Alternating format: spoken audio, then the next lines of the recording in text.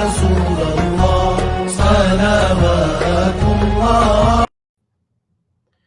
بسم اللہ الرحمن الرحیم. الحمدللہ رب العالمین، الصلاۃ والسلام علی حبیبہ محمد وآلہ وعطرتہ واہل بیتہ وازواجہ واصحابہ وبارک وسلم.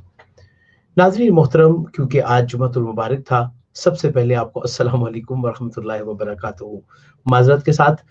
ناظرین محترم، کیونکہ آج جمعۃ المبارک تھا اور رمضان اور قرآن کی نشریات آج آپ تک نہیں پہنچ پائی، اور ہم نے کوشش کی کہ اس پروگرام کو نہ روکا جائے، اور جو ہمیں قرآن پاک کی ذمہ داری سونپی گئی ہے اس حوالے سے آج پھر سورہ مومنین کی آیات جو انتخاب کر کے قاری صاحب لے کے آئے ہیں ان کی تلاوت سماعت کرتے ہیں، پھر اس کا ترجمہ اور پھر اس کی تفسیر کے بارے میں جائیں گے.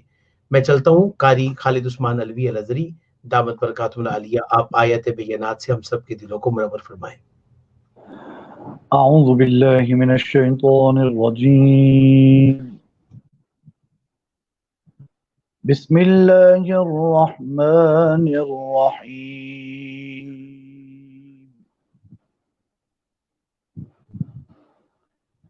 والذین لا يدعون مع اللہ الہا آخر ولا يقتلون النفس التي حرم الله إلا بالحق ولا يزنون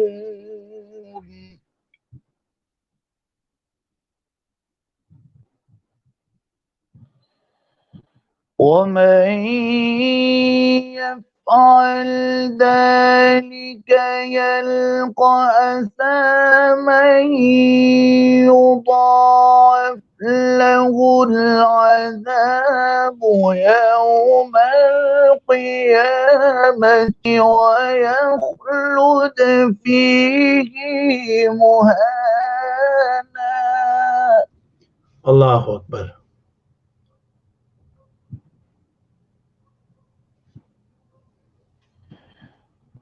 إلا من تاب وآمن وعمل عملا صالحا فأولئك يبدل الله سيئاتهم حسنات. سبحان اللہ، سبحان اللہ، سبحان اللہ. وكان الله غفورا رحيما.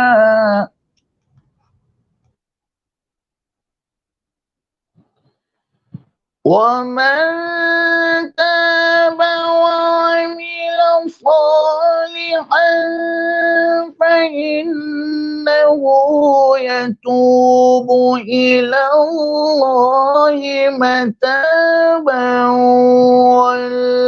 والذين لا يشهدون الزور وإذا مروا باللغو مروا كراما.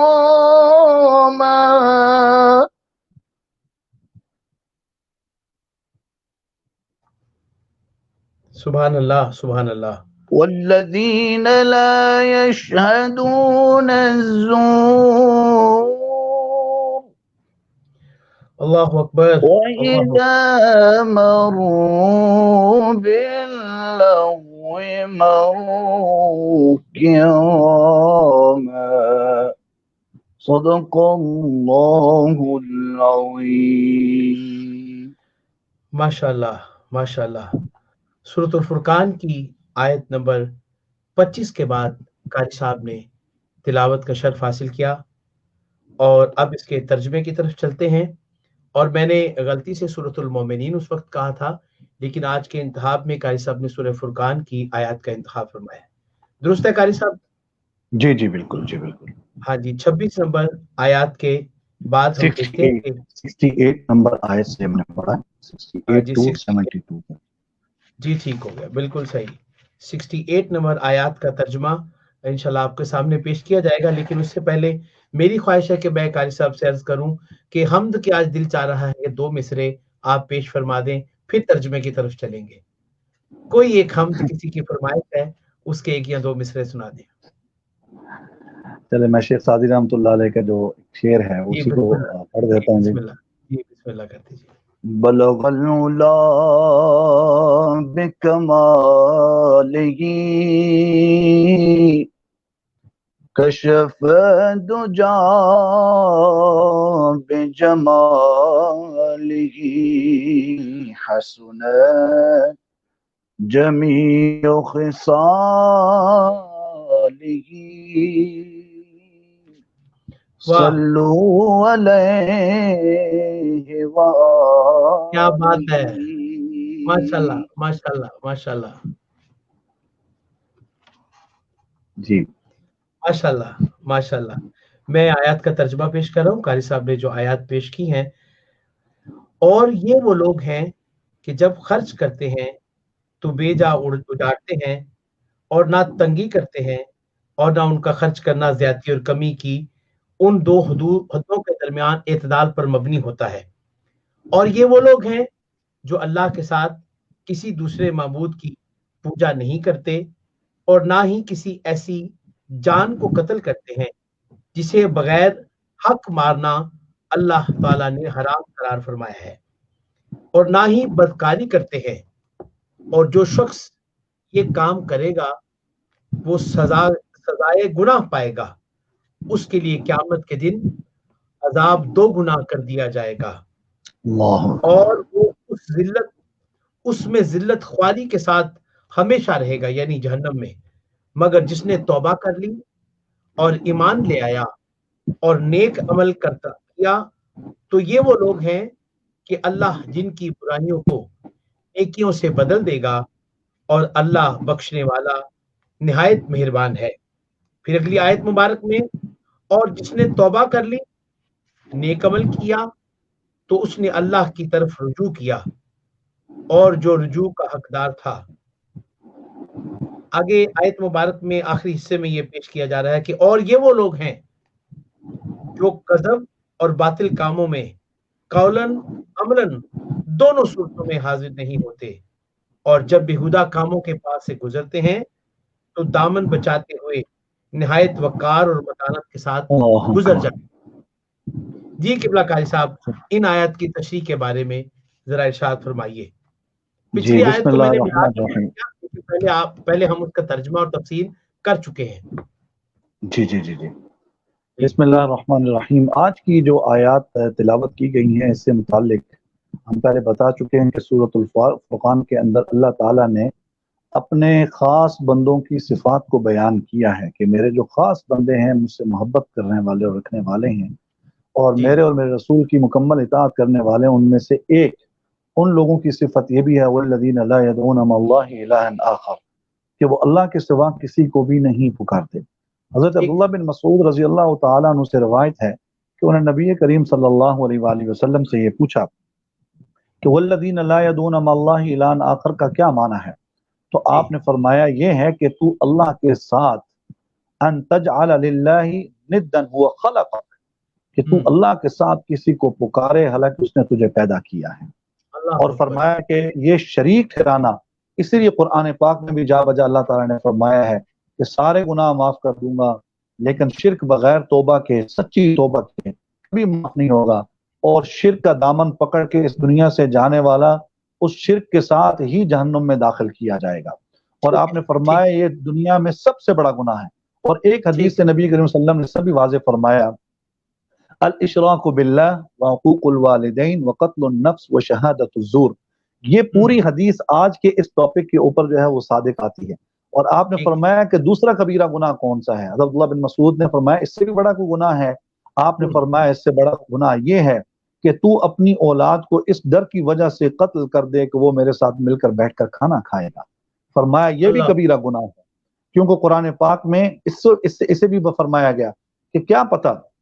نبی صلی اللہ علیہ وسلم نے فرمایا ایک شخص آپ کے پاس آیا، اس نے کہا یا رسول اللہ میرے برے حالات ہیں، میرے بہت برے حالات ہیں، حالانکہ اس پاس کھانے پینے کے لیے سب کچھ موجود تھا، لیکن یہی شکایت رہتی تھی. لیکن آقا انعامدار علیہ الصلوۃ والسلام نے پھر ایک دن فرمایا کہ یہ ناشکری کی علامت ہے، تیرے پاس ہے اور جو تیرے پاس ہے تو نے کبھی سوچا ہے کہ کیا تو اس کا بھی حقدار ہے کہ نہیں ہے؟ ہو سکتا ہے کہ اللہ نے تیری اولاد کی وجہ سے تجھے اتنا رزق دیا ہو، لیکن تو اس پر شکر ادا نہیں کرتا اور بار بار اللہ سے یہ شکوہ کرتا ہے. اور تیسرا فرمایا کہ اس سے بڑا گناہ یہ ہے کہ کوئی شخص، کوئی انسان علیہ باللہ استغفر اللہ، اپنی پڑوس میں رہنے والے کسی عورت کے ساتھ زنا کرے. آپ نے فرمایا یہ بھی سب سے بڑا گناہ ہے. اور پھر فرمایا کہ وَلَا يَقْتُلُونَ النَّفْسَ الَّتِي حَرَّمَ اللَّهُ إِلَّا بِالْحَقِّ، کسی کو ناحق قتل کرنا. لیکن آگے ایک لفظ فرمایا الا بالحق. نبی کریم صلی اللہ علیہ وسلم نے فرمایا کہ 3 قسم کا قتل کرنا روا ہے، کہ 3 قسم کا قتل کیا جا سکتا ہے. وہ کس طرح کے؟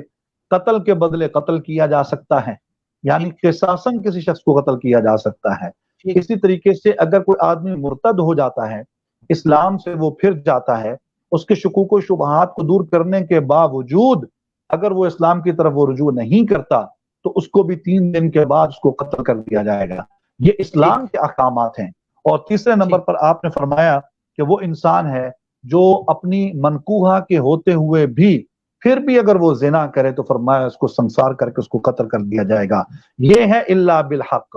لیکن اس کے علاوہ جتنے بھی قتل ہیں آپ نے فرمایا ہے ایمان والے کسی کا بے جا قتل نہیں کیا کرتے، بلکہ ایمان والوں کی تو صفت یہ بیان کی گئی ہے کہ اگر کوئی امریکہ افریقہ میں رہنے والا مسلمان بھی ہو، اگر اس کے بدن میں بھی درد ہو تو یہاں پاکستان لاہور میں رہنے والے آدمی کے بدن میں بھی اس دکھ اور تکلیف کو محسوس کرے. یہ مومن کا رشتہ ہے. لیکن اس کے علاوہ جتنی دوسری چیزیں ہیں آپ نے فرمایا کہ یہ ناحق ہیں، ناحق ہیں، کسی کو قتل نہیں کیا جائے گا. آگے فرمایا ولا یزنون، اور وہ زنا نہیں کرتے، بلکہ اللہ نے جو راستہ ان کو حق کا اور جائز کا جو رستہ بتایا اس رستے کو اختیار کرتے ہیں. وَمَن يَفْعَلْ ذَلِكَ يَلْقَ أَثَامًا، اور ان کو ایک ایسی وادی کے اندر ڈالا جائے گا. اسم کی جمع جو ہے وہ آثم ہے. مفسرین نے لکھا ہے کہ اس اسامہ سے مطلب یہ جہنم کی ایک وادی ہے. وہ لوگ جو ناحق قتل کرتے ہیں، وہ لوگ جو کسی کا ناحق حق مارتے ہیں، یا کسی ایسے کبیرہ گناہ کی وجہ سے اگر وہ جہنم میں ڈال دیے گئے تو فرمایا کہ وہ ان گناہوں کے ساتھ اس اسامہ والی وادی کے اندر اللہ تعالیٰ ان کو داخل فرمائیں گے. ٹھیک، بالکل. یضاعف له العذاب یوم القیامہ، جب وہ اس اسامہ والی وادی کے اندر ڈال دیا جائیں گے تو فرمایا یضاعف له العذاب یوم القیامہ، اللہ تعالیٰ پھر ان کے عذاب کو ڈبل سے ڈبل کرتا چلا جائے گا. ان کا عذاب کم نہیں ہوگا. جہنمی یہ سوچیں گے کہ ہو سکتا ہے ہمارا عذاب اب کم ہوا، اب کم ہوا، اب کم ہوا، بلکہ ایک کے بعد دوسرا، دون العذاب الاکبر قرآن پاک کے اندر ہے. ایک کے بعد دوسرا، دوسرے کے بعد تیسرا، تیسرے کے بعد چوتھا، مر گئے پھر دوبارہ زندہ کر دے گا. اسی کو سورہ قیامہ فرمایا لیس ذالک بقادر علی یحیی الموتى، جو لوگ آخرت پر ایمان نہیں رکھتے اللہ فرماتے ہیں کہ جس نے تمہیں ماں کے پیٹ سے پیدا کیا، پھر زندگی بخشی، پھر تمہیں موت دی، پھر تمہیں وہ زندہ کرے گا، اور اس کے لیے کوئی مشکل نہیں ہے بار بار تمہیں زندہ کرنا، جس نے تمہیں ایک بار بنایا. واہ. وَيَخْلُدْ فِيهِ مُهَانًا، اس سے بھی بڑی خوبصورت ہے، بہت کمال آیت ہے اس کے بعد. جی جی. اچھا، کیونکہ اللہ تعالیٰ کا جو محبت کا ایک انداز ہے اپنی مخلوق کے ساتھ وہ یہی ہے کہ اللہ پہلے ڈراتے ہیں، پہلے اپنی حدود کی پہچان کرواتے ہیں، اس کے بعد میں فرماتے ہیں کہ دیکھو کیا ملے گا مجھے تمہیں عذاب دے کے، جہنم میں ڈال کے مجھے تمہیں کیا ملے گا. مجھے یہاں پر عیسیٰ علیہ السلام کی وہ دعا یاد آ گئی جو آپ نے مانگی اور اللہ نے اس کو قرآن کا نازل فرمایا. فرمایا ان تعذبہم فإنہم عبادک وإن تغفر لہم فإنک انت العزیز الحکیم. اگر تو ان کو عذاب دے دے فإنہم عبادک، وہ تیرے بندے ہیں، وإن تغفر لہم، اور اگر تو ان کی مغفرت کر دے فإنک انت العزیز الحکیم، بے شک تو غالب اور حکمت والا ہے. یہ انبیاء کا خاصہ ہے. وہ بھی نہیں چاہتے کہ ہم جس مخلوق اور جس امت میں آئے ہیں وہ کبھی بھی جہنم کا ایندھن بنے. اللہ تعالیٰ نے اس دعا کو، اور اللہ فرماتے ہیں کہ مجھے کیا ملے گا تمہیں جہنم میں ڈال کے، تمہارے پہ عذاب نازل کر کے، مجھے تو کچھ نہیں ملے گا. 70 ہے قاری صاحب، اس پہ بڑی سیر حاصل آپ سے باتیں کرنی ہے، اس پہ بہت ساری علمی نکات بھی ہیں، اور ایک سوال اس کے اندر شرک کے بارے میں بھی ہے. تو ان دو چیزوں کو ملا کر ہم 72 تک جو جائیں گے، تو کیونکہ وقت ہمارے پاس 1 منٹ ہے تو آپ اس کو کمپلیٹ کر لیجئے کوئی بات اس حوالے سے. لیکن یہیں سے آگے سب سے دوبارہ آیت کا ترجمہ بھی لیں گے، تفسیر بھی لیں گے اس پہ دوبارہ. تو اللہ تعالیٰ یہ فرما رہے ہیں، آپ نے فرمایا کہ ساری دنیا نبی صلی اللہ علیہ وسلم نے فرمایا کہ ساری دنیا اگر مل کر اللہ تعالیٰ کی بڑائی کرنا شروع کر دے تو فرمایا اس کی ثنا، اس کی تحمید کے اندر ذرہ برابر بھی بڑائی بیان نہیں کر سکتی۔ ساری دنیا مل کر اگر اس کی نافرمانی شروع کر دے تو اس کی ذات میں کسی قسم کی کوئی کمی بیشی نہیں لا سکتی۔ اللہ یہ فرماتے ہیں کہ میں نے تجھے محبت سے پیدا کیا ہے، میں نے تیرے اندر اپنے رسول بھیجے ہیں، میں نے تمہیں اپنا محبوب دیا ہے، میں تمہیں محبوب رکھتا ہوں، لہذا تم میری شریعت پر، میرے اسلام پر، میرے نبی کی اطاعت کرتے ہوئے اگر میرے پاس آ جاؤ گے تو میں تمہیں محبت کے ساتھ جنت میں داخل کروں۔ بہت بہت شکریہ قاری صاحب کبرا، قاری خالد عثمان الوی الازہری ہمارے ساتھ تھے۔ بہت خوبصورت آج سورہ فرقان کی آیات پیش کی قاری صاحب نے۔ انشاءاللہ کل میں نے جو ان سے عرض کیا ہے 70 نمبر سے لے کر 72 تک ہم اس کا ترجمہ اور تفسیر دوبارہ لیں گے، اس یقین کے ساتھ کہ آپ ہمارے ہمیشہ رمضان اور قرآن کے پروگرام کا حصہ بنے رہیں گے۔ ہمارے پیش کرنے میں، لفظوں کے بولنے میں کوئی زیر زبر کی غلطی کو ویسے غلطی سرپن ہوئی ہو، رب کے حضور توبہ کے طلبگار ہیں، مالک میری اور آپ کی کاوش کو اپنی بارگاہ میں قبول فرمائے۔